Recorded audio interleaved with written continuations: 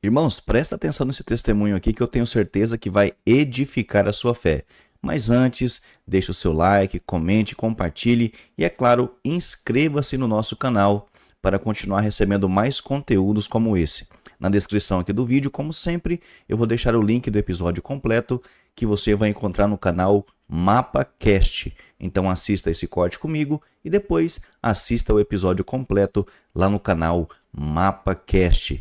Vamos ver o vídeo. Eu tive uma infância incrível, pais sensacionais e maravilhosos, assim. Eu tive uma infância, assim, de pé na rua mesmo, brincar na rua. A infância foi muito tranquila, eu só comecei a dar trabalho na adolescência. Porque eu, a partir dos 13 anos, comecei a dar muito problema pra minha mãe, assim. Era muito rebelde, queria minha liberdade, né? Muito respondona, tinha uma língua maior do que eu. Então, era muito fofoqueira, maledicente, brigona que, meu Deus do céu, eu não podia ver uma briga que eu tinha que entrar. Tinha uma linguinha mentirosa que só Jesus na causa, porque eu queria manipular as coisas do meu jeito. Tive uma adolescência bem complicada, mas aí, glória a Deus, foi quando Jesus me alcançou. A minha conversão foi na adolescência.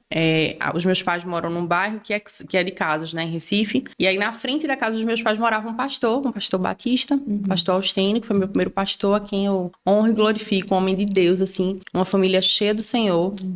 E uma família que eu convivi muito ali nessa fase, né? As filhas dele, que era Juliana e Luciana, eram as minhas amigas. E Pedro, que era o irmão delas, também era um grande amigo e tal. E ele começou a me chamar pra igreja, bora pra igreja, bora pra igreja, bora pra igreja. Só que eu tava fazendo aula de crisma. E eu ia pras aulas e ele chamava, bora. Aquele crente insistente, pronto. Todo mundo merece um Pedro na vida, porque ele insistiu muito, muito, muito. Muito na minha vida, meu Deus. Eu tô orando por você, viu? Eu tô orando que você vá pro encontro de jovens. Eu tô orando que você vá. Eu sempre falo que foi no mesmo final de semana, mas dizem que foi na mesma semana. Então eu não sei exatamente. Na mesma semana ali, eu me converti. Ele me chamou, vamos pra igreja, bora. Eu cheguei lá, me converti, ia fazer 14 anos. Tinha 13 para 14 anos, quando eu me converti lá. E comecei a namorar o filho do pastor, eu comecei a namorar com o Pedro. E isso foi importante na época, eu era muito nova, mas foi importante na época, porque me consolidou muito na igreja.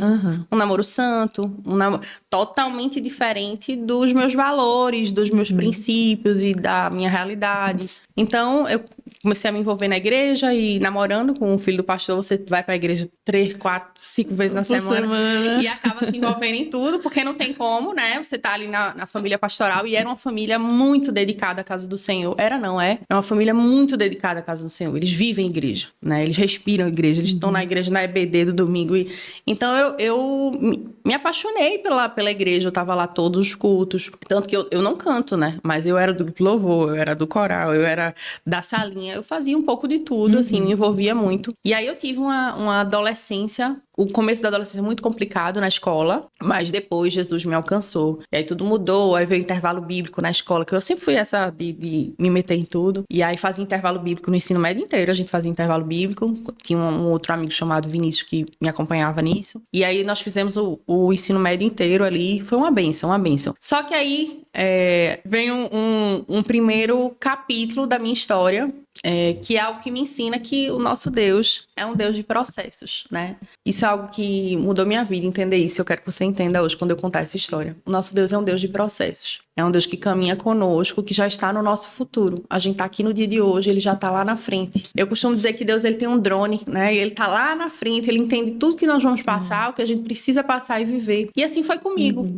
Porque antes de fazer 19 anos, eu tinha 18 ainda, faltava 15 dias pro meu aniversário, eu fui fazer um curso, chamava Escola Adorando, lá no CTMDT, Centro de Treinamento Ministerial Diante do Trono, onde eu ia passar 21 dias lá em Belo Horizonte, lá na Lagoinha, né? E aí eu fui pro Centro de Treinamento Ministerial, eu não sei, não vou saber o dia, mas eu fui num dia, 2 dias depois, Pedro, que era esse namorado que eu conheci, que me levou pra Jesus, ele faleceu no acidente de carro. E foi algo bem difícil, assim. Eu digo que foi meu primeiro episódio ali. Meu primeiro capítulo com o Senhor foi ali. E Deus dizia assim, vou começar A obra começou ali. a forjar-te. A obra começou ali. Quebrou o Foi. vaso. Eu desci a casa do oleiro ali. Pronto. Eu conheci o Deus Pai, mas eu não conheci o Espírito Santo. E muitas vezes a gente pode passar a vida na igreja, sabe, Edja? E conhecer só o Deus Pai. Só o Deus histórico. Mas conhecer o Espírito Santo é privilégio de quem busca. E no meu caso, eu era muito, muito, muito tradicional. Só que quando Pedro morreu, eu fui quebrada, assim. Por quê? Ele foi a pessoa que me evangelizou. Ele foi a pessoa que me levou pra Jesus. Ele foi a pessoa que me ensinou o que era um namoro santo.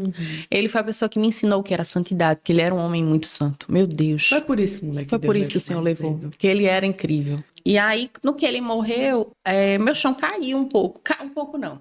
Eu acho que eu tive minha primeira crise de fé. Porque eu costumo dizer que só tem crise de fé quem tem fé. Esse papo de uma fé não existe. Estabilidade, como assim? Eu também. Quando a gente lê os livros proféticos, a gente vê que a fé, ela passa por altos e baixos. Verdade. E eu vivi ali a minha primeira crise de fé de Deus, cadê você? Sim. E tu não existe não? E ainda tinha uma outra crise, porque ele tava me Meu ensinando Deus. a dirigir, e ele morreu num acidente de carro, então, e aí não vou mais dirigir, porque o meu ídolo... Tinha uma certa idolatria, né? Sim.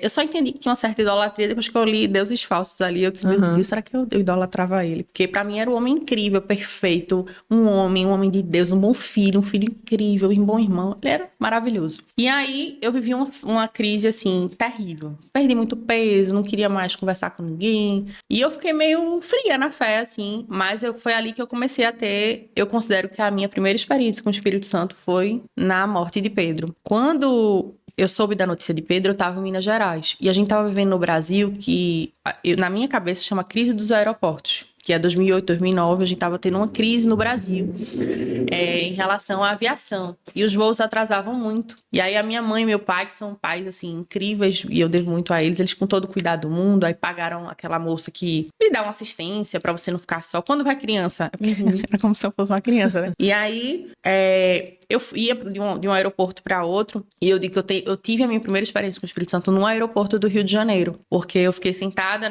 eu não me lembro o nome da loja, mas era tipo aquelas casas do pão de queijo, e eu sentada esperando a hora do voo. A moça disse, eu venho já aqui lhe buscar e tal. E eu com minha malinha, meu pai me ligou, Juliana, tá com sua mala, Juliana, se comporta, Juliana, fica aqui.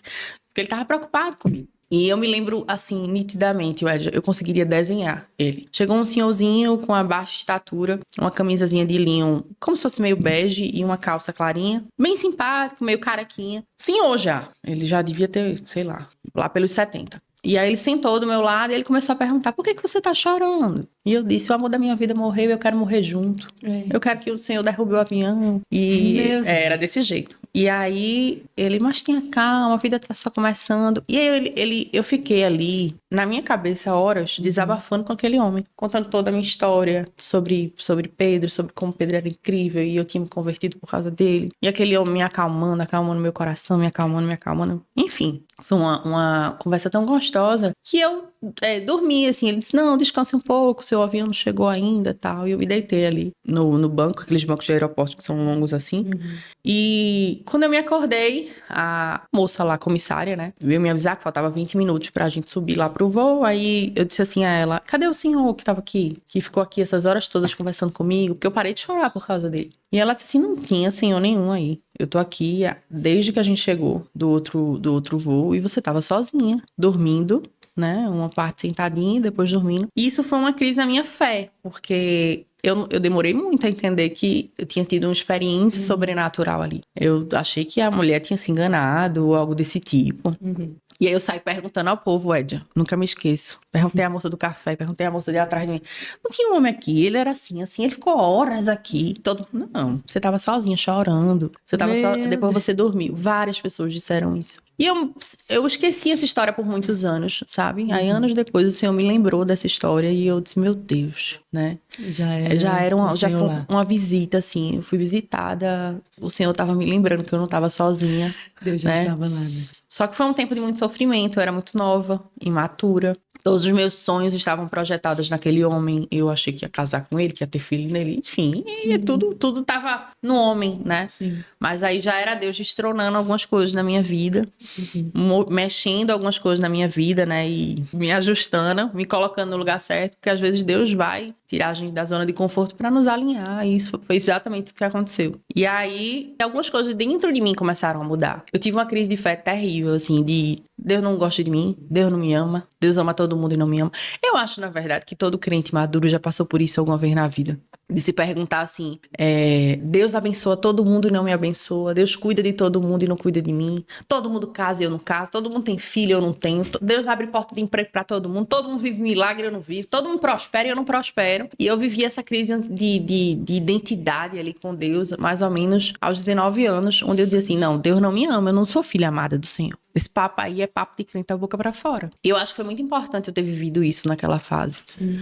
Porque Deus, ele se revelou de uma forma diferente. Ele já se revelava como pai e agora ele se revelou como amigo. A história de recolher as lágrimas, né, que a Bíblia tanto fala, né, que há um Deus que recolhe as nossas lágrimas, foi algo que eu experimentei muito, Edgar. Muito, muito, muito. Tinha dias deitada ali que eu sentia mesmo como se o Senhor estivesse limpando as minhas lágrimas. E eu chorava e chorava, mas não chorei pouco não, meu Deus. E a minha mãe abria a porta, eu tenho uma mãe muito amorosa, sabe? E muito preocupada. E a minha mãe abria a porta todo dia, antes de dormir. Ela dizia, quer conversar? Não quero, eu não conversava com ninguém. Ninguém, eu não falava sobre esse assunto. Minha mãe me botou numa psicóloga, que era uma terapia pós-trauma.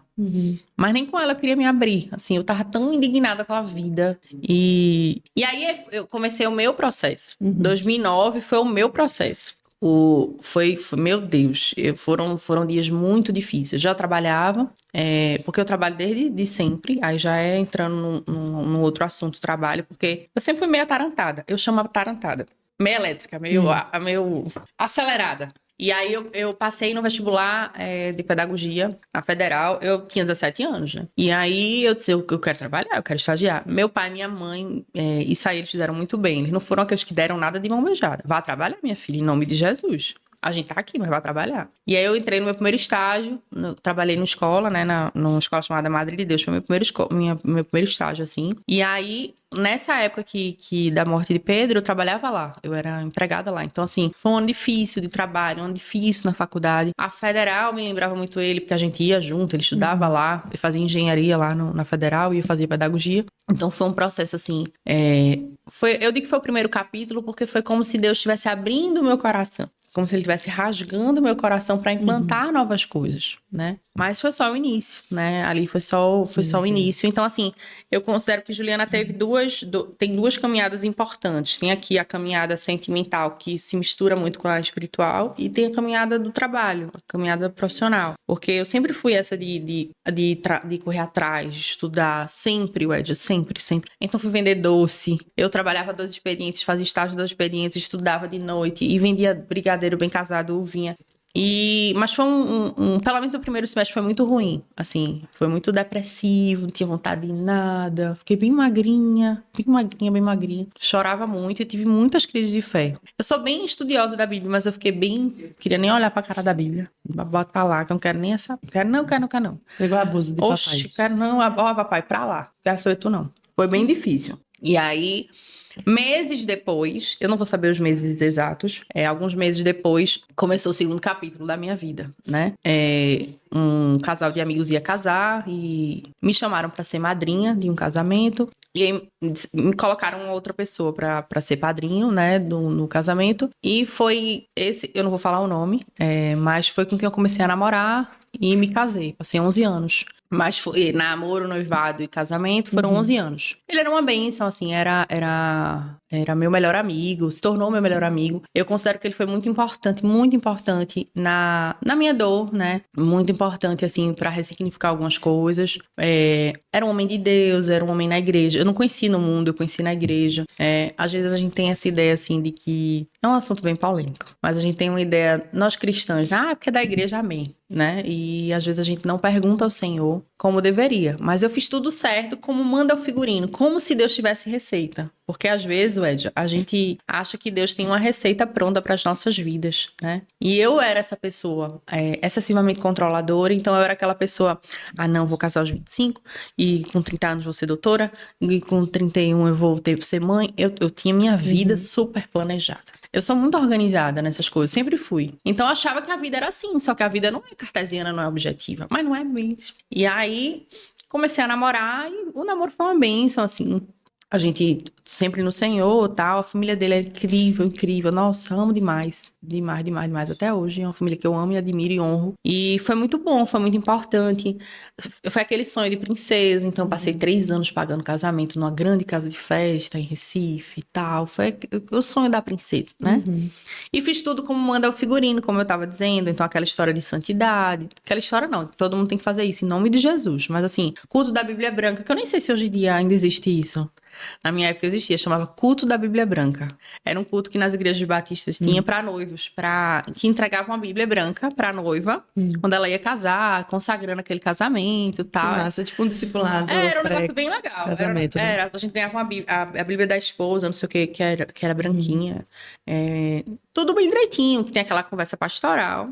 Aos olhos humanos, a ideia era que o cenário era perfeito, né, assim, e que tudo, né, ia bem, assim, pelo menos nos meus planos, tudo tava cooperando, e aí nessa mesma época, aí eu casei, né, fui morar vizinha da minha irmã, que até hoje é minha vizinha, e aí, foi uma bênção, assim, eu sou muito grata pelos 11 anos que eu vivi, muito, muito grata, só que foi a minha segunda quebra, porque Jesus, ele não cansa de nos reformar, e eu, iludidíssima, achando que tava tudo bem, na época minha vida tava terminando mestrado, já tinha feito pós-graduação, já estava no mestrado, já trabalhava lá até na Federal em algumas coisas. Então, a minha vida estava, como que eu posso falar assim, ajustada, tudo no lugar, Estabilizada. tá tudo certo, porque a gente é assim, né? Quando eu me estabilizar, eu vou fazer isso. E aí nunca chega. Porque o cenário ideal não chega, o momento ideal não chega. Não existe momento perfeito, cenário perfeito. Não existe isso. Existe quem coloca o pé. Porque a gente só anda sobre as águas se a gente coloca o primeiro pé. A vida passa e a gente não viveu determinadas coisas porque a gente esperou. Ai, quando profissionalmente eu tiver melhor. Olha, Ed, eu não vou dizer que me arrependo, porque eu entendo que tudo estava dentro do plano do Senhor, mas eu, por muitos anos, me dediquei à minha carreira e ia deixando a maternidade para depois, para depois, para depois. E a gente vai deixando para depois, mas a gente não sabe o dia de amanhã, gente. A gente não sabe.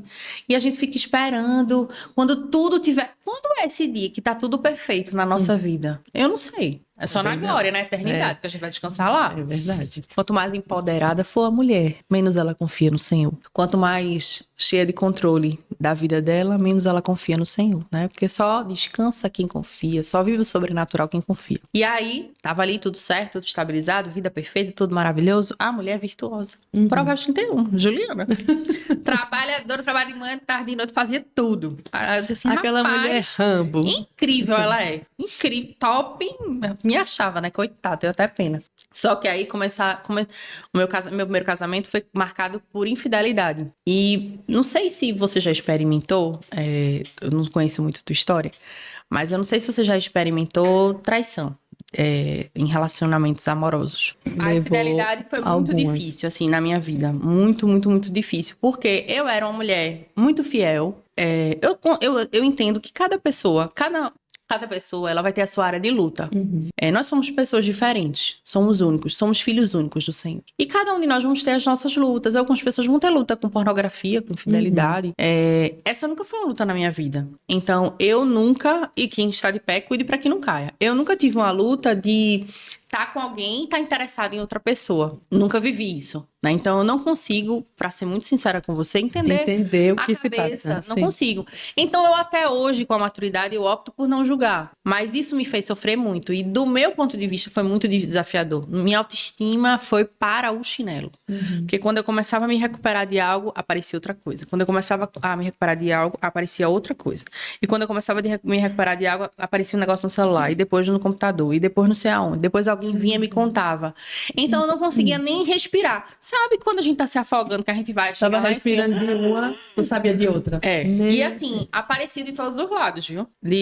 O povo vinha me contar as coisas que eu ficava assim, só o sangue do cordeiro. Deus do céu, é uma máquina. Aí chegava uma, ai, ó, menina, aconteceu assim. Aí outra, tirou uma foto minha assim, falou comigo assim, deu em cima. Eu digo. Aí outro amigo chegava, ó, numa conversa, ele falou assim, era muita coisa, Edja. E eu era uma mulher muito... Eu nunca considerei isso. Eu casei com aquela ideia bem romântica, iludida, que o outro é perfeito, né? Eu creio no casamento pela vida toda, mas Sempre que a gente coloca a nossa esperança e a nossa confiança em outra pessoa, nós vamos nos frustrar. Inevitavelmente. Porque nós somos falhos. Eu sou pecadora. Sim. Eu peco em outras áreas. Mas o outro, enfim. E foi muito desafiador pra mim. Porque a primeira coisa que alcançou meu coração foi minha autoestima. Eu passei a me sentir péssima. Eu engordei muito. Eu passei a me vestir toda tampada, assim, eu queria me esconder. Se você ver minha expressão naquela época, meu Deus do céu, horrível. E minha identidade ficou muito machucada. Mas eu ia tentando e perdoava, porque a mulher sábia edifica a sua casa, né? E eu repetia isso pra mim todos os dias, e conversava com o pastor, e conversava com alguém e tal. Não, tenta, faz isso. Bom, faça uma viagem, tudo que mandaram eu fazer. Faça uma viagem juntos e tal, e a gente ia. Mas aquela prática se repetia. Vamos viajar. Era muito assim, sabe? Assim. Mas eu tentei, sabe? Porque também uma coisa que eu entendi foi que eu precisava tentar. Eu precisava lutar. Porque família não se abandona, casamento a gente não desiste. Eu tinha isso muito fixo no meu coração, de que eu não queria ser uma mulher divorciada. Então eu vou tentar, até morrer. Vamos tentar. Só que algumas coisas foram muito difíceis pra mim, assim, de ver que o outro não queria mudar.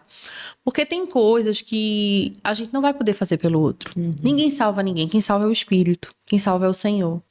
Quando há um arrependimento, uma confissão, quando há um desejo de mudança. Eu estava dizendo ontem às meninas, eu disse assim, eu acho que se houvesse do outro lado um desejo realmente real de transformação, eu estava lá até hoje. Porque eu estava disposta a lutar, só que ninguém rema sozinha.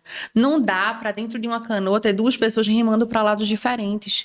E não dá para você estar dentro de um matrimônio, né, vivendo esse tipo de prática de infidelidade, pornografia e tal, e só você lutando, quando o outro que deveria estar remando um pouco mais, porque estava precisando mais, né? Me ajude. E não estava muito disposto. Se tem uma coisa que é muito difícil é quando o outro não reconhece, mas como eu digo, não é sobre ele, é sobre mim, assim. Então eu tive muita dificuldade com isso, porque eu insistia e não queria mudar, e ninguém muda ninguém, né? E eu entendo também que Deus estava trabalhando meu orgulho, Deus estava trabalhando minha soberba, Deus estava trabalhando minha altivez, minha autossuficiência. Em cada uma das estações das minhas dores, o Senhor trabalhou algo específico, sabe, Edja? E nessa estação, eu acho que o Senhor quebrou meu orgulho, porque eu precisei pedir ajuda a algumas pessoas. A minha vida perfeita não é tão perfeita assim. Eu precisei dizer assim, a minha vida não tá tão legal como eu achei que era, né? Precisei descer do salto um pouquinho. Então foi muito desafiador. Até eu decidi que ia me divorciar, minha filha, foi 2 BO e meio. Foi muito, muito, muito, muito difícil. Eu louvo ao Senhor pela igreja A Ponte, que foi a minha segunda igreja. Porque eu sou muito grata àquela casa. Não é a minha casa hoje, é a casa da minha irmã, né? Mas foi a igreja que me ajudou nesse processo. A minha irmã, ela disse assim, Ju, tu precisa de ajuda. Porque ela viu que eu tava me dilacerando, eu tava me acabando emocionalmente, acho que não tinha uma emoção em pé. E eu lutando, comecei era o zóio tremendo, o joelho tremendo, os dedos, sabe quando os dedos, até os dedos tremem. Aí foi nessa época que eu comecei a ter crise de ansiedade, foi nessa época que eu comecei a ter dermatite atópica atrás da orelha na sobrancelha. Comecei a ter uma série de coisas. E aí eu louvo a Deus pela Igreja Ponte, porque eu não era membro daquela casa. Na verdade, eu tinha ido pouquíssimas vezes ali. Eu ia disparadicamente no evento. E aí minha irmã, ela marcou um gabinete pastoral com o pastor dela. Lá eu fui. E ele me ouviu, assim, por coisa de, acho que umas 3 horas ele me escutou. E eu mostrava os prints, mostrava as fotos, conversava, contei tudo a ele. Tudo. E eu nunca vou me esquecer. Nunca. Eu vou ser sempre e pra sempre grata. Porque naquele dia, sabe, Ed, eu me senti liberta. O pastor que me atendeu no dia, ele disse assim, Ju, você tá liberta. Você não precisa continuar insistindo nisso, isso não tá certo. E ele disse, se você quiser... Aí ele disse assim, o seu medo, porque eu dizia assim, mas eu vou pecar, eu vou pro inferno. Eu me lembro tanto que eu dizia assim, eu vou pro inferno, porque na minha cabeça, mulheres divorciadas iam pro inferno. A primeira galera que ia na frente do bonde do inferno eram as divorciadas. Na minha cabeça era assim, naquela época. E aí eu dizia assim, meu Deus, eu não quero perder Jesus. Como é que vai ser isso? Tal. Ele disse assim, não, olha... E ele disse uma fala que eu digo que ali eu entendi o que é ser um pastor. E ele não era meu pastor, mas era um pastor que entendia o que era amor pelas ovelhas. E ele olhou pra mim assim, ele disse assim, se existe alguma condenação sobre a sua vida, Senhor, Senhor, eu quero declarar agora que se existe qualquer condenação sobre a vida de Juliana, leva na minha vida. O pastor tomou o meu peso nas costas dele. Meu Deus. Um pastor que entende que eu era ali naquele momento uma ovelha ferida, perdida, que não sabia o que fazer, sabe? Eu tava assim, perdida. Destruída. E ele disse assim, eu disse, eu não quero mais, eu não aguento mais. Eu tava esgotada. E eu louvo a Deus demais por aquela igreja, porque aquilo foi tão forte pra mim, Ed, tão forte. Eu era tão certinha.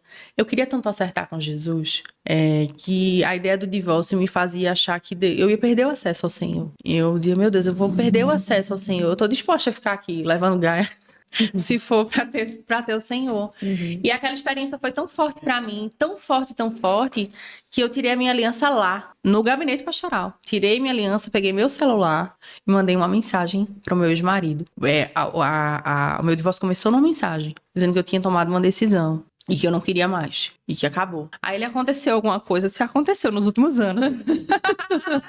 E aí foi uma decisão tomada ali. Assim, porque eu também entendo que se não tivesse sido tomada ali, ia ser mais difícil. E eu escrevi uma mensagem. Glória a Deus. Escrevi uma mensagem, ele tava viajando na época, a trabalho. E eu escrevi uma mensagem, só acabou, tal. Quando voltar, venha pegar suas coisas. Que vão estar tudo arrumado, que eu não quero mais. Acabou. Pronto. Eu demorei 3 anos pra conseguir tomar uma decisão. Mas quando eu tomei, podia chover canivete. A menos que Jesus descesse e viesse falar comigo, fique, eu ficava. Porque eu sou obediente. Eu tenho muitos defeitos, mas eu sou uma filha obediente ao Senhor. Ao longo dos anos, eu entendi que obedecer era o melhor caminho, sabe?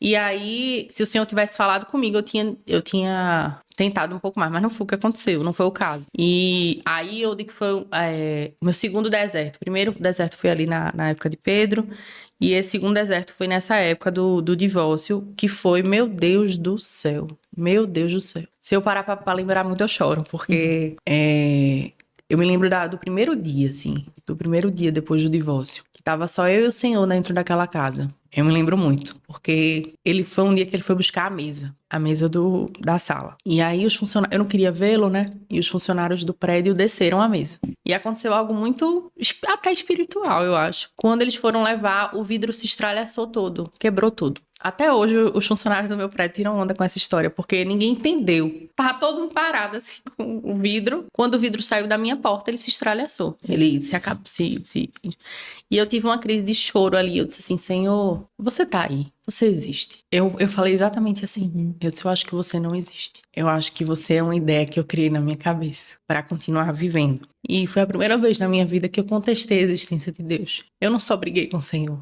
Eu contestei a existência dele. Eu vivi um processo difícil de distorção de imagem. Eu me olhava no espelho e dizia assim, eu sou a pessoa mais feia e mais gorda que existe. Por isso que ele procurou outras pessoas. E eu me olhava no espelho e dizia assim, meu Deus, será que eu sou tão feia assim? Eu dizia, será que eu sou tão feia assim? Qual é o meu defeito que ele quis procurar em outros lugares? Foi muito difícil entender isso dentro de mim, sabe? Me destruiu por dentro, assim, Primeiro que eu acho que eu passei a acreditar que Deus não existia por um tempo. Não durou muito não, mas eu passei. Esse Deus não existe. Deus ele não existe, ou ele não é muito meu amigo, não. E fora isso, eu passei um processo longo, assim, sabe, tudo que eu vestia. Olha, Ed, eu não sei se você já viveu algo assim, mas tudo que eu vestia, eu dizia, meu Deus, como eu sou feia, eu não vou sair de casa. Eu me sentia a mulher mais feia, mais burra, mais incompetente, mais tudo que você imaginar. Porque eu coloquei toda a culpa daquilo em mim. Hoje eu tenho uma outra reflexão, mas nessa época eu dizia, eu sou a culpada. Ele escolheu outras pessoas que são melhores do que eu. Ele escolheu outras mulheres porque eu era um lixo. E me dói tanto quando eu escuto algumas pessoas na internet que nunca viveram um divórcio abrindo a boca pra dizer assim, ah, não, divórcio é porque você deixou. Divórcio é porque você não... Veja, tudo que estava ao meu alcance eu fiz. E eu acho que é um peso muito injusto quando você faz isso. Uma pessoa traída, Wedja, ela leva um peso, uma dor que não é tão simples de organizar no coração. E eu chorava. Eu já tinha muitas promessas nessa época. Muitas. O Senhor já tinha me prometido muitas coisas. E eu já tinha recebido algumas promessas. Tem uma promessa que eu sempre conto nos cultos que eu vou ministrar. Em 2017, eu recebi uma promessa na porta da sala da minha escola. Por isso que eu digo que Deus não precisa. Deus ama usar as irmãs do coque. Ele ama usar as irmãs da Assembleia de Deus. Ele ama usar pessoas no monte, em qualquer lugar. Mas quando Deus quer falar, ele te encontra. E eu estava dando aula, ainda me lembro. E uma mãe, ela chegou para pegar o filho. E ela bateu na porta, ela me viu dando aula. A escola que eu trabalhava tinha como se fosse uma janelinha assim na porta. E ela era uma mulher de Deus, de Deus. E ela bateu na porta, ela disse assim: Ju, eu tive um sonho com você. Aí eu disse: foi. Ela disse assim: você não vai mais ser professora. E ela disse: eu vejo você ministrando em muitos lugares. Você vai ser uma pastora. E todas as vezes que você for ministrar, todas as vezes que você for falar de Jesus, eu vejo você cantando. E eu, meu Deus, eu não canto. Oh, Jesus, essa parte foi errada aqui do sonho. E ela dizia assim: o Senhor mandou eu te falar muito antes, que é para você lembrar lá na frente, que toda vez que você ministrar para falar de Jesus, você chegue lá e aí você vai, antes de ministrar, você vai dizer assim: eu tô aqui por causa dele. E aí você vai cantar: a ele a glória, a ele a glória. E até hoje eu faço isso. Quando nós somos marcados pelo Senhor, ainda que a gente ande manco, quando a gente é marcado pelo Senhor, ainda que a gente ande se arrastando, ainda que a gente ande sangrando, ainda que a gente ande um pouco desiludida às vezes, ainda que a gente ande derrubando umas lágrimas, a gente anda com ele, marcada por ele. Eu sei. E eu prefiro ter uma história real com Jesus do que uma mentira sem ele. Amém. E se ele precisar usar as minhas vulnerabilidades, as minhas vergonhas, como ele usou aquela mulher no poço, amém. Eu tô aqui pra isso, sabe? Ainda que julguem, ainda que tenham pessoas... Eu escuto muita piada, Ed, é porque tu tá ainda no segundo capítulo, a gente vai para uns capítulos pra frente, mas algumas piadas eu escuto na internet, até de amigos próximos, que falam as coisas que não compreendem enquanto determinadas coisas machucam. Eu casei novamente, né, que é essa história que eu vou contar agora, e eu tenho uma amiga que ela fala brincando: eita, e aí? Vai ser mais quantos? E não sei o quê. Ela tira muitas piadas com isso. E eu guardo e engulo seco como se nada, porque eu entendo que até as nossas escolhas erradas, o Senhor, ele tem a capacidade de transformar em bênção. Até os caminhos que a gente escolhe que são tortuosos, o Senhor, ele tem a capacidade de ressignificar. Até aqueles caminhos que a gente tem mais vergonha. Eu costumo dizer que não há mais cura e libertação na nossa vida do que quando a gente confessa algo. Quando a gente não confessa pecado, a gente não alcança misericórdia. A palavra diz isso. Eu digo: meu Deus, eu preciso da misericórdia. Amém. Eu preciso confessar, eu preciso falar. Eu sei de onde ele me tirou, né? Sozinha naquele apartamento, voltando lá para a história da mesa, sentada naquela sala, e eu olhava para minha casa vazia, e eu, numa crise, eu saio dessa casa, o que é que eu faço? Eu vou mudar essa casa, eu mudo essa casa, eu pinto essa casa. Eu entrei numa crise de: meu Deus, e agora? Nenhum homem vai me querer. Eu não vou mais ser mãe, eu não vou mais casar. E o diabo, ele implanta certas mentiras no nosso coração. Tem até um pastor que ele foi muito usado por Satanás na minha vida, porque eu seguia ele na época. E ele fala muito contra divórcio, né? Eu entendo, é o conteúdo dele. E ele fala muito assim que quem é divorciado não pode casar novamente, que quem casar novamente tá em adultério e não sei o quê. Eu digo: porque tu nunca levou um monte de gaia, tá falando isso. Nunca foi abandonado, bonitinho. E aquilo ali me causava muito sofrimento, porque eu era muito sofrida e muito certinha. Sabe aquela pessoa que quer acertar e anda sempre certinho, que não quer errar? Eu era muito certinha. Então, pra mim, aquilo ali era uma mácula na minha história. Poxa, fiz mestrado, vou entrar no doutorado, minha vida toda certa, uma infância maravilhosa, pais incríveis, uma irmã... A minha história era linda. Então, aquilo ali era como uma mancha no meu livro. Entende? Sim. Mas o Senhor permitiu aquilo ali. Eu não acho... Aí teve uma amiga que perguntou assim: tu acha que era a vontade de Deus? Veja, eu não acho. Não acho que era a vontade do Senhor. Eu acho que o Senhor, ele tem prazer em restaurar. Ele queria restaurar aquele casamento. Mas ele permitiu que eu vivesse tudo aquilo. E depois que eu me libertei, porque foi uma libertação, assim. Meu Deus, foi uma libertação. Quando eu paro pra pensar, eu mudei. Se você ver minhas fotos de um mês pro outro, parecia que eu tava mais leve, com todo respeito que eu tenho. Eu não autorizo ninguém a falar da minha história. Falar mal. Quer falar? Fale. Mas você vir dizer o que eu deveria fazer, eu não deveria. Tu não tava lá. A gente tem que parar de julgar a história do outro pela nossa ótica. Porque cada um de nós, às vezes a gente tem uma mania, sabe, Ed? Eu sou meio irritada com isso, de minimizar a dor do outro. Sabe aquelas pessoas que eu tô contando uma história aqui, o outro tá dizendo que, mas eu sofri mais porque eu tive um câncer. Mas eu sofri mais porque aconteceu tal coisa. A dor da pessoa é sempre maior, ela sempre viveu, sabe?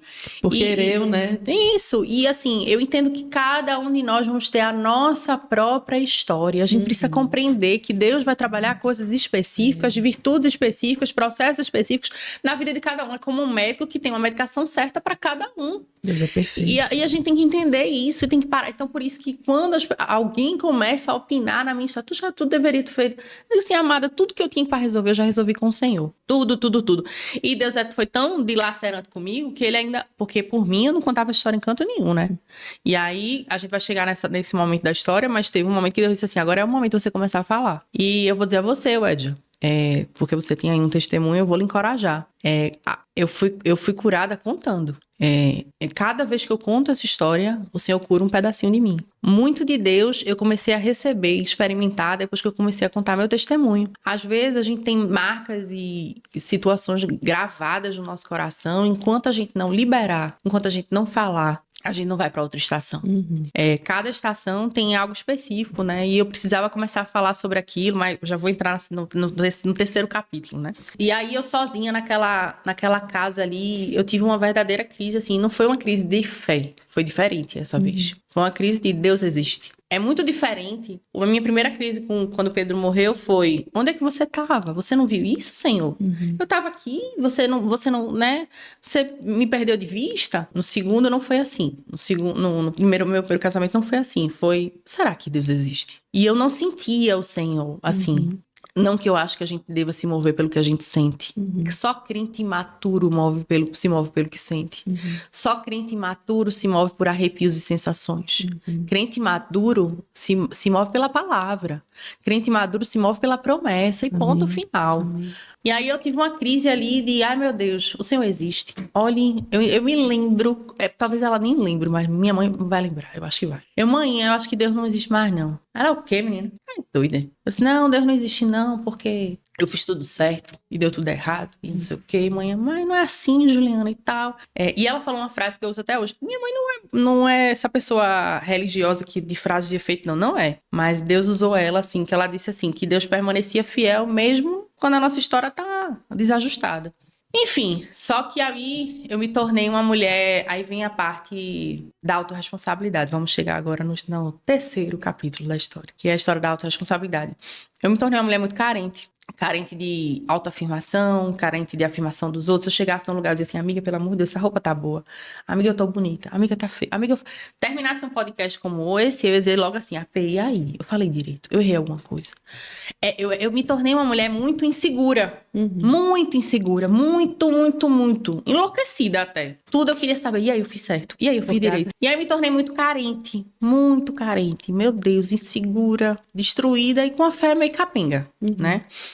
Uma fé muito boa, não. Eu tinha fé, porque fé eu nunca perdi. Glória a Deus por isso. Ainda bem, viu? Que Deus não desiste da gente. Quando a gente clama o nome certo, Ele tá lá. E aí, Ele tava lá, né? Assistindo tudo isso. Só que aí, eu costumo dizer que sempre que nós somos movidas por vazios emocionais, nós vamos quebrar a nossa cara. E foi exatamente isso que aconteceu. Eu tava uma mulher cheia de buracos. Imagina buracos no coração. Então eu tava uma presa muito fácil para Satanás, Wedja. Eu tava uma presa muito fácil. Bastava Satanás chegar perto de mim e dizer assim, eita, olha como eu tava uma presa fácil, né? Hoje eu olho e digo assim, rapaz, tava um cordeirinho ali pronto para ser comido. E aí foi exatamente isso que aconteceu. 5 meses, essa parte eu vou fazer bem resumida, porque eu não posso contar tudo. Assim, 5 meses depois do meu divórcio, eu casei de novo. Casei novamente. 5 meses... Olha, eu vou repetir. 5 meses depois do meu divórcio. Um divórcio de 11 anos. Ou seja, não era uma relação... Era uma relação de uma história de 11 anos. E 5 meses depois, eu tava casada. E eu só não tava casada no religioso ainda, porque começou a pandemia, né? Foi no mês que... Eu me casei no mês que... Foi no mês da pandemia, março de 2020. Foi quando a gente foi morar junto, casou no civil. Não, e eu achava que tava curada. Achava que tava sarada, curada, transformada, fortalecida. Tá vendo como o espírito de engano nos sonda. E assim, empoderada, né? Estava bonita, magra. me arrumando pra aparecer pra quem? É por isso que eu Meu digo Deus. assim, a gente tem que ter muito cuidado com as intenções e as inclinações do nosso coração, né? Geralmente uma mulher divorciada, ela quer aparecer, ela quer ser vista, ela quer que alguém reconheça ela. Aí ela começa a se arrumar, não sei o quê. É um pouco como as meninas, é um assunto outro polêmico, eu já gosto de umas polêmicas, né? É um pouco como as meninas que postam fotos de biquíni na internet, ou aqueles agachamentos que mostram a bunda inteira, que eu não entendo, e depois botam um versículo. Mas esse não é o meu assunto hoje. Um dia o Edson, se quiser me chamar pra falar disso, eu falo. E eu Porque a mulher fico. quer ser vista, né? Mas geralmente é um problema na alma, né? Uma mulher que posta uma foto de biquíni, que conhece a Cristo e que normaliza isso. Minha irmã tá fazendo AP. Eu não sou religiosa ao ponto de dizer, você não pode usar biquíni. Use biquíni na sua casa, com seu marido ali na sua piscina. Mas por que você tem que postar? Por que Em tem nome que? do grande. Você Por quer ser que vista tem que? por quem, amada? Por que tem Porque eu que? quero ser vista só por Jesus, né? Amém. E aí, nessa época eu tava querendo ser vista, né? Aham. Querendo ser vista. E foi quando eu conheci o meu segundo marido, que foi um homem que, deixa eu ver como eu posso falar, foi importante pra me levar de volta pra quem eu era. Deixa eu ver se eu consigo me ajustar aqui. Eu não sabia mais quem eu era, Ed. Eu me sentia o lixão do lixão do lixão. A pior mulher do mundo, a mais feia, a mais horrorosa, a pior da fila que existe. A autoestima nunca nem existe. Na minha vida era assim, era uma beleza, né? Então aquele homem, eu fui muito impulsiva. Vamos falar real agora, né? Eu fui muito impulsiva. Eu fui muito precipitada. Eu agi na força do meu braço. Eu não consultei ao Senhor. E todas as vezes, escute bem o que eu vou lhe falar, porque não é porque eu cometi o erro que você precisa cometer. Escute o que eu vou falar. Todas as vezes que nós tomamos decisão sem consultar o Senhor, a gente vai quebrar a cara. Tudo de bom que a gente faz na vida é mérito do Senhor. Que é de mal, que vem de mal, é mérito da tua carne. Isso é uma coisa que eu demorei muito a ter clareza, porque eu não consultei o Senhor e sofri as consequências disso. E aí eu fui impulsiva, entro num novo relacionamento da pior forma possível. Imatura, cheia de vazio emocional, cheia de buraco emocional, achando que era a salvação da minha vida. Eu dizia a todo mundo, é o meu Boaz. O Senhor me alcançou, glória, sou Ruth. Eita, meu Ruth, Deus, Ruth. a culpa é de Deus. Né? Não é desse jeito, né? E eu dizia, meu Boaz, né? Eu estava ali Meu no lagar. resgatador. E ele me encontrou, bem romântica, né? E era um homem que tinha uma família cristã, né? Que conhecia Cristo, um conhecedor da palavra e tal. Não, por isso que eu não tenho vergonha de contar a minha história e dizer que eu fui precipitada, que eu entrei numa relação meio cega mesmo. E eu entendo que Deus permitiu que eu vivesse aquilo.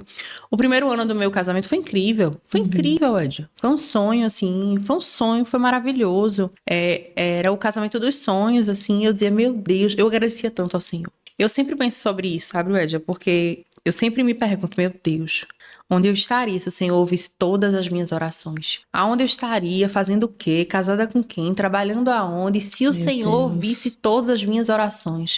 É porque Deus é tão misericordioso que Ele ouve todas elas, mas Ele seleciona aquelas que Ele vai atender. Porque Ele vai atender aquelas que estão compatíveis com o propósito dEle, com o plano dEle, com as promessas dEle. Aquele que não está compatível, Ele não vai atender, minha irmã.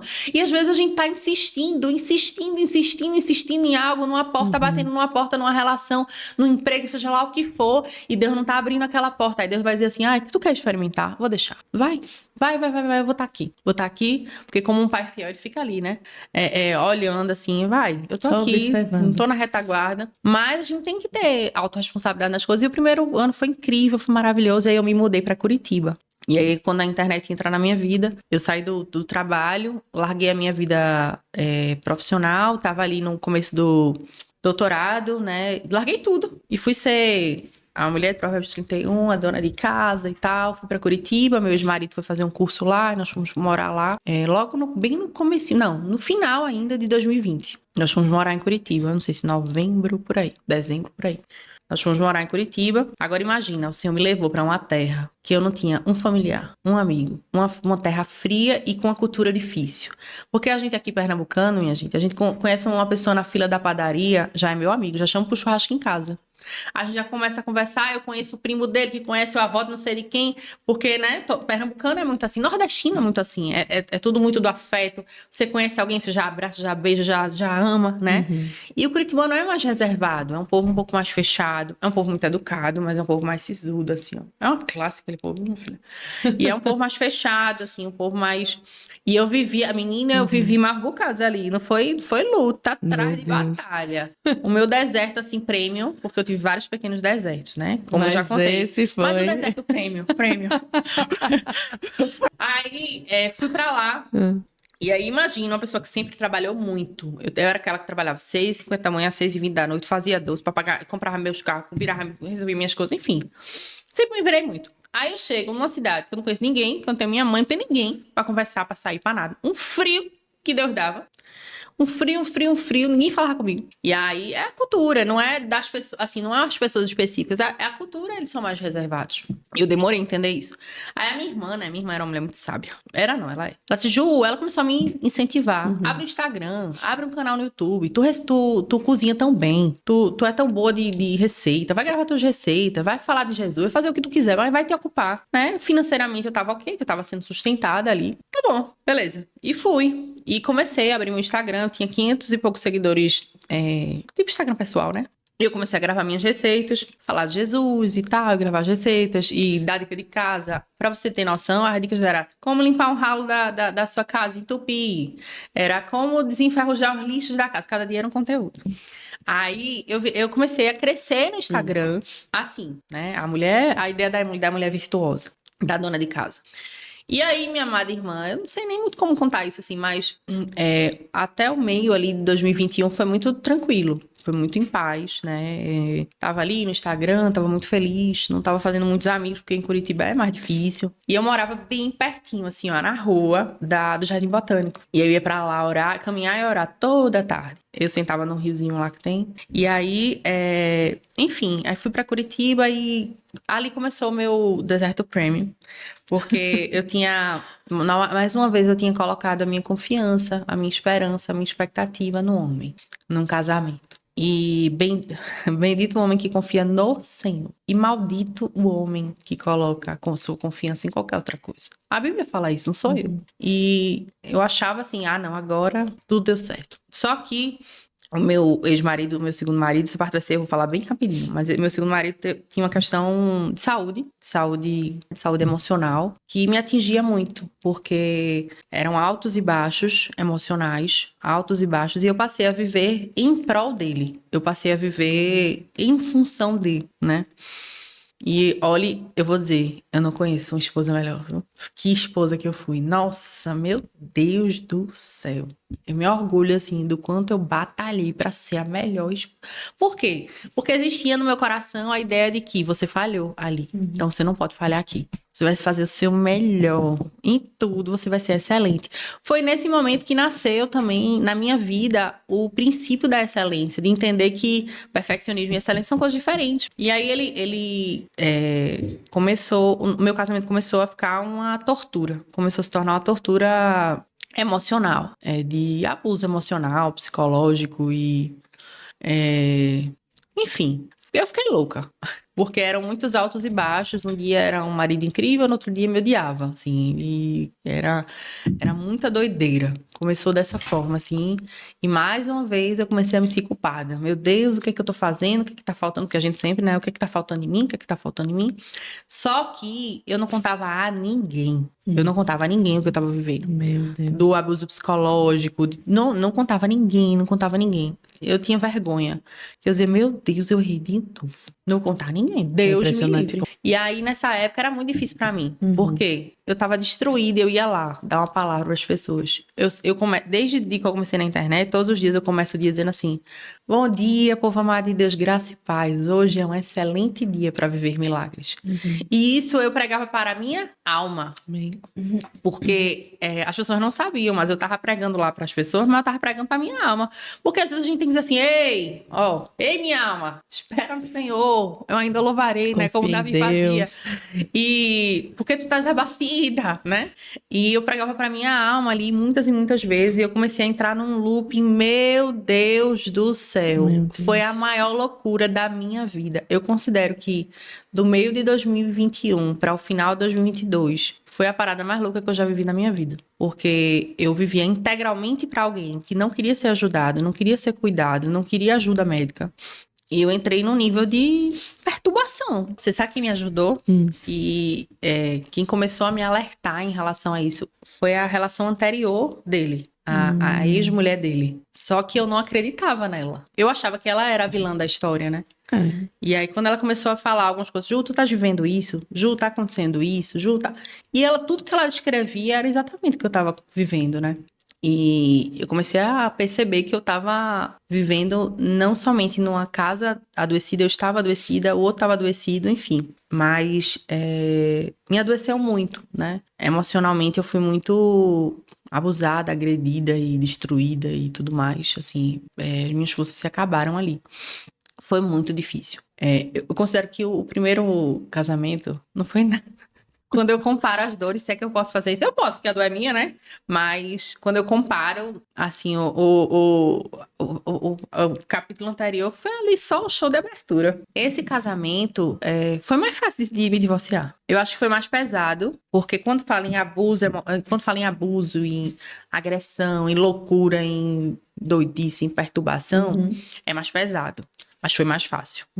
Foi mais fácil porque eu dizia assim, não.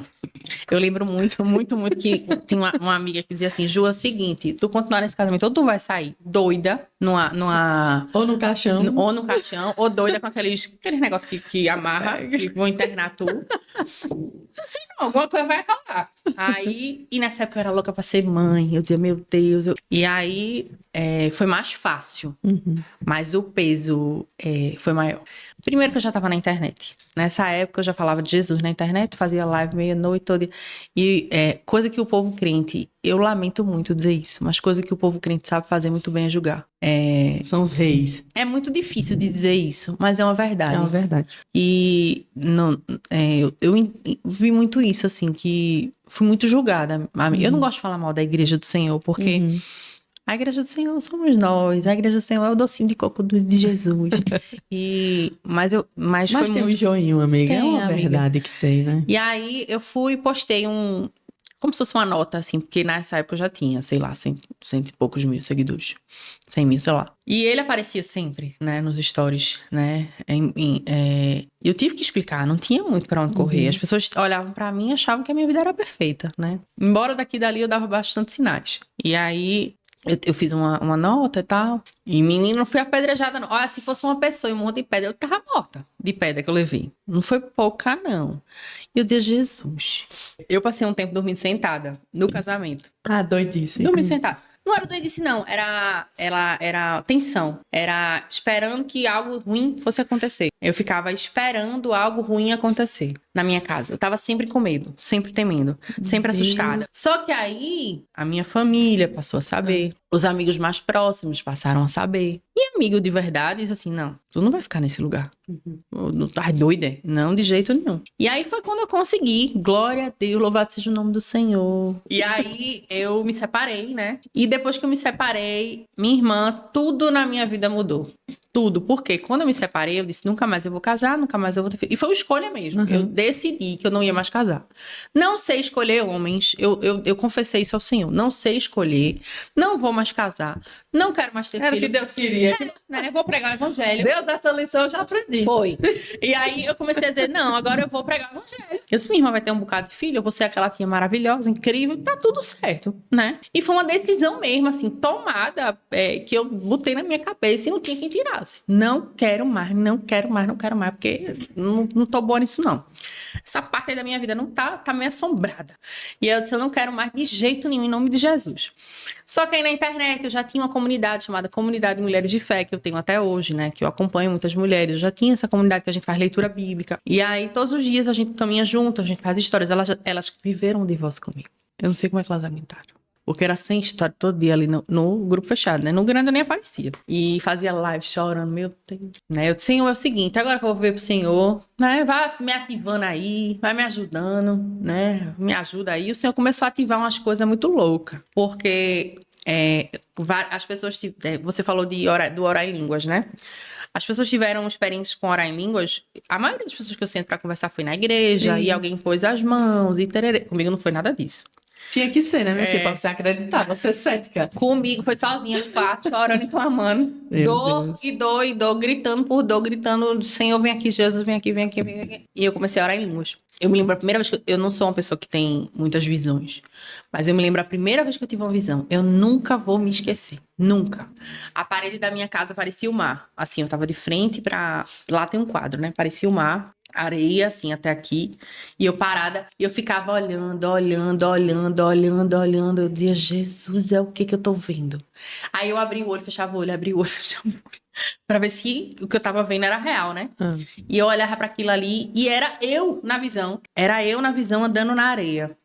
E aí eu andava até a areia, assim, até a borda, assim, da areia. E ficava parada. Aí tinha uma pessoa dentro do mar que ficava fazendo assim, que era pra eu entrar. E eu ia entrando. E ele fazia mais. E isso, fazia assim. E eu ia entrando. Somente quando eu não conseguia mais sentir meu pé, que ele sumia. Que aí eu ficava boiando lá e tal. E aí o Senhor falou comigo, mas falou audivelmente. É hora de mergulhar. E aí eu entendi aquela ordem de uma forma muito, muito clara. Eu disse assim, agora eu e Jesus, não tem mais ninguém, não quero mais saber de ninguém. E pronto, e acabou-se. E aí era eu e Jesus e a Bíblia e oração, dia todinho dentro de casa. E eu vivi meu luto com o Senhor. Foi um tempo muito difícil, porque eu tinha largado meu emprego, eu tinha largado minha carreira acadêmica, minha ideia do doutorado. Então não tinha dinheiro, né, amiga? Mas todo mundo tem que passar por uma prova, por um deserto. Eu vivi uma vida muito confortável no meu casamento, financeiramente. Isso aí eu não tenho o que falar. Eu vivi uma vida muito confortável, é até educado de falar. Uma vida melhor do que a maioria das pessoas. E aí imagina que você se vê sem nada. Que é uma das E aí- prisões também de muitas mulheres, é a dependência Exatamente, financeira porque também. como é que eu vou sair do casamento se eu não tenho dinheiro? Pois eu saí sem nada, minha gente, eu tive minha energia cortada. Olha, foi um Deus Mas é melhor a paz, viu? É melhor, mas é luta. É luta. Eu não romantizo, sabe? Porque é uma luta, meu Deus do céu. Só que aí, o Senhor usou essa luta pra me mostrar que Ele era Deus na minha vida. Porque eu me lembro muito, meu Deus, eu chorava demais por causa disso. Porque eu não tinha dinheiro pra ir no supermercado fazer uma feira. Eu passei uns 10 meses sem fazer feira. Quando eu fui fazer feira, a gente chama feira lá em Recife, né? Que é ir pro supermercado. Quando eu fui fazer feira a primeira vez, o Ed, eu tive uma crise de choro. Eu e o carrinho ali. Eu vou fazer. O nosso Deus, ele é tão especialista em ressignificar as nossas dores. E aí, o Senhor começou a se apresentar de uma forma muito diferente quando eu não tinha nada, Ed. Quando era só eu, o Senhor, um total de R$0. R$0 não, porque tinha cheque especial, tava lá, negativo. Tinha nada. Se eu quisesse comprar uma blusinha, não tinha nada, não tinha nada. As minhas amigas me chamavam pra ir tomar café, eu dizia, posso não, só se tu pagar. Era desse jeito, eu não tinha. E o Senhor foi providenciando tudo. Eu me lembro muito de uma situação que eu acho que foi a primeira situação que mudou minha vida, que eu sempre conto essa situação. Eu indo pra casa da minha mãe, eu tinha um carro quitado, glória a Deus. Um Corolla 2016. E eu tava indo pra casa da minha mãe. Quando eu olhei, não tem um negócio que parece autonomia o da gasolina? Tinha 2 quilômetros pra chegar na casa da minha mãe de gasolina. E eu olhei pra aquilo ali, o sangue de Cristo tem poder. E agora? Porque você crê que o nosso Deus, ele se importa conosco e ele abastece até o nosso tanque, que eu creio. E aí, mas eu não cria. Eu passei a crer nas experiências, sabe? E aí, o que aconteceu? Eu indo pra casa da minha mãe, eu disse, Senhor, e agora? Como é que eu vou chegar na casa da minha mãe? E eu tinha vergonha de pedir e tal. Porque se eu tivesse ligado pra minha mãe e meu pai são incríveis. Se eu tivesse pedido, eles tinham dado um jeito, tinham ido lá. Meu pai em 10 minutos tava lá. E aí eu disse assim, bora fazer prova de Deus. Era assim. Bichinha altiva, viu? Aí eu disse assim, não, o senhor faz com todo mundo, faça comigo. Parei o carro no posto, Ed. E disse assim, eu só vou sair daqui quando o senhor me ajudar. Porque eu não tenho como sair com o carro, vou chamar o quê? O guincho. Não tenho o que fazer, né? E parei ali o carro. Eu parei por um tempo, viu? Eu não vou saber o tempo que foi, mas foi mais de 1 hora, com certeza. Tinha umas moedinhas ali, mulher, no moedeiro. Devia ter no cheque especial, tipo, menos de 20 conto, R$17, uma coisa assim. E parei o carro e disse, deixa eu fazer. E fui bem plena com as minhas moedas pra aqueles negócios tipo a MFM, sei lá, aqueles lojas de conveniência. Fui lá sentada esperando eu fazer, né? Orei e fui lá sentar. E essa é um episódio que eu gosto de contar porque mudou minha vida.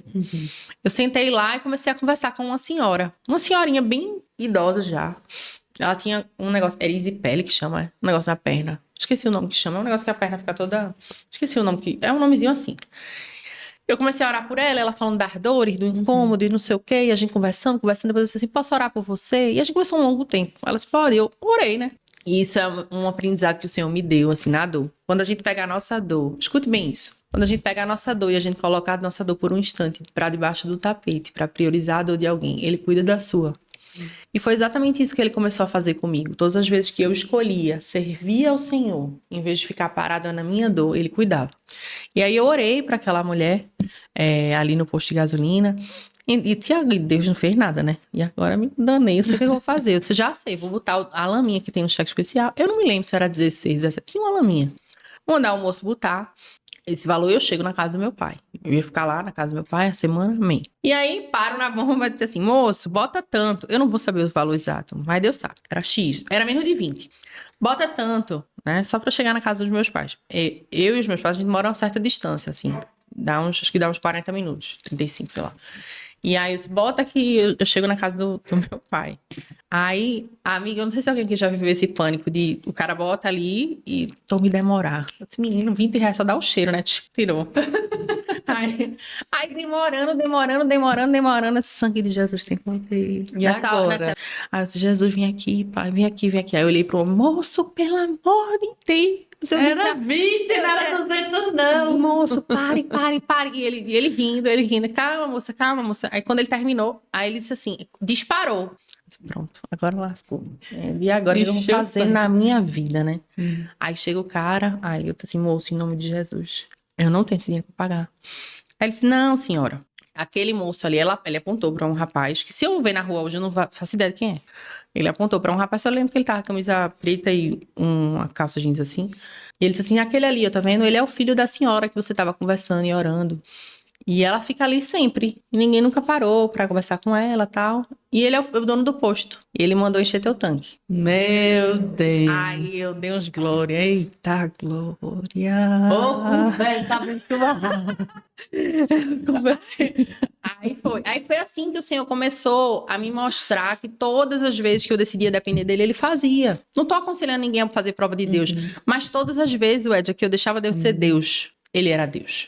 Uau. O problema é que muitas vezes a gente não deixa o Senhor ser Deus. Muitas vezes a gente não entende o aquietar de saber que eu sou Deus, a dizer assim, fica na tua. E deixa eu ser Deus, deixa eu ser teu pai, deixa eu ser teu Senhor. Te aquieta, eu sei o que eu tô fazendo.